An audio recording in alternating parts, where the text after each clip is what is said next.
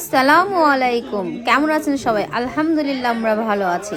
সবাইকে চাঁদ রাতের শুভেচ্ছা ও ঈদ মোবারক। ঈদ মোবারক।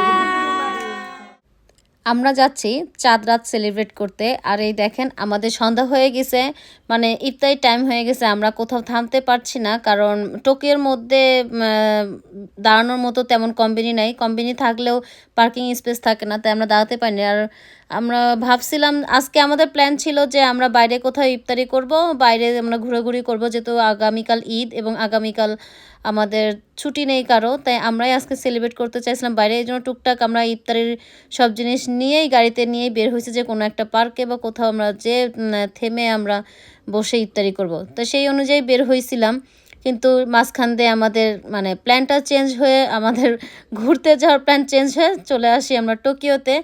আর তাই তো এই তো আমরা গাড়িতে ইফতারি করছি। আর আমাদের এই চাঁদ রাতের প্ল্যানটা কীভাবে হয়, কেমন করে হয়, সেটা আমি এই ভিডিওর ফাঁকে ফাঁকে আপনাদের সাথে শেয়ার করে যাব। আর এই দেখেন আমার বাচ্চা মেয়েটাও কিন্তু আজকে রোজা ছিল, লাস্ট রোজা আমাদের, যেহেতু আমাদের আগামীকাল ঈদ, তাই আমরা ভাবলাম যে আমরা সবাই মিলে একটু সেলিব্রেট করি। ঈদ মোবারক। কেমন আছেন সবাই? আমরা ঈদ উদযাপন করতে মানে চাঁদ রাতকে উপলক্ষ করে সেলিব্রেট করার জন্য চলে আসছি আমরা চিবা থেকে টোকিওতে নাইমার বাসায়। আর এখানে এসে টুকটাক একটু ডেকোরেশন করতেছি, যেহেতু আমরা চাঁদ রাত সেলিব্রেট করতে যাচ্ছি। তা আমি একটু এগুলো করে নিলাম, আর বাদ বাকি নাইমা করবে। তো যেহেতু আমরা প্রবাসে থাকি, আমাদের ঈদটা সেভাবে সেলিব্রেট করতে পারি না, আর নিজেরা একা একাই করতে হয় বাসায় বসে বাচ্চা কাচ্চা নিয়ে, শুধু রান্না করি খাই দেই, এই তো। তা এবার ভাবলাম যে আমরা একটু বাচ্চা কাচ্চা নিয়ে এবং বড়রাও একটু ঈদটাকে ফিল করার জন্য চলে আসছি টোকিওতে। ওকে, আমরা এনজয় করব।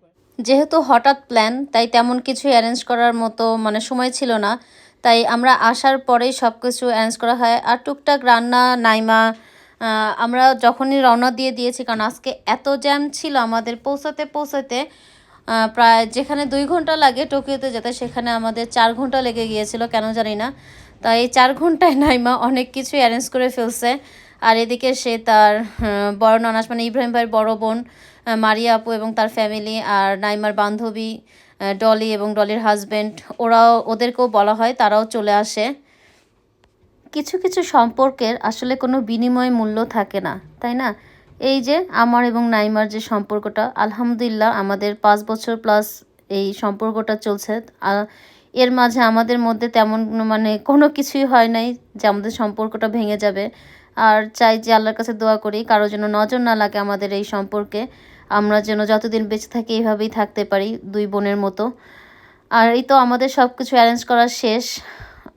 আসলে মনের কথা বোঝার মতো মানুষ খুব কম পাওয়া যায়, মানে আমি আবেগে হয়ে যাচ্ছি বলতে, যে বুঝতে পারছি না। তবে মনকে বোঝার মতো মানুষ 1-2 জন থাকলেই এনাফ জীবনে।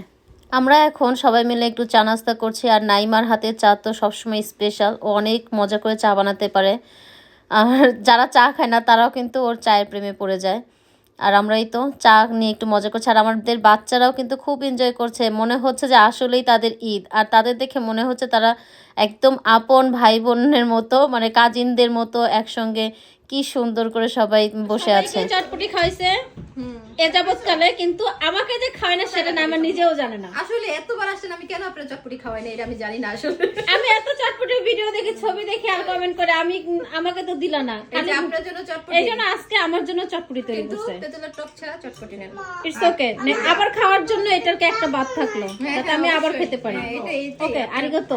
ওকে, খান, কমপ্লিট হয়ে যাবে। বিরিয়ানি খান, এখন হচ্ছে মেন ফুড খাচ্ছেন, একটু আগে হচ্ছে স্ন্যাক হিসেবে খেয়েছেন কি? খেয়েছি চটপটি, ফুচকা, তারপর চা, বিস্কিট, মিষ্টি, এখন খাচ্ছি বিরিয়ানি। এটাই হচ্ছে আমাদের ঈদের খাবার, কারণ কালকে সবার অফিস, কালকে যদি ছুটি নাই তাই আমরা আর কালকে ঈদ করতে পারছি না। আজকে চার রাত, আজকে আমাদের ঈদ। এরপরে মিষ্টি খাবেন, সেটা হচ্ছে সেমাই। ইনশাআল্লাহ। কত বছর পর মেহেন্দি দিচ্ছি তার কোনো হদিস নাই, কারণ লাস্ট আমি আমার বিয়েতে মেহেন্দি দিয়েছিলাম। আর মনে হয় এই 8-9 বছর কি 10 বছর পর একবার মনে হয় আমি জাপানে আসার পর নিজে কি আঁকিঝুঁকি করেছিলাম। আর এটাই আমার ফার্স্ট কেউ দিয়ে দিচ্ছে জাপানে আসার পর আমার হাতে মেহেদি। আর এই তো আমরা মেহেদি নাইট করছি চাঁদ রাতের সাথে সাথে। কি করছো তুমি? উড়েছি? তুমি আজকে প্রথম মেহেদি দিচ্ছ ঈদে, নাকি এর আগে দিয়েছো?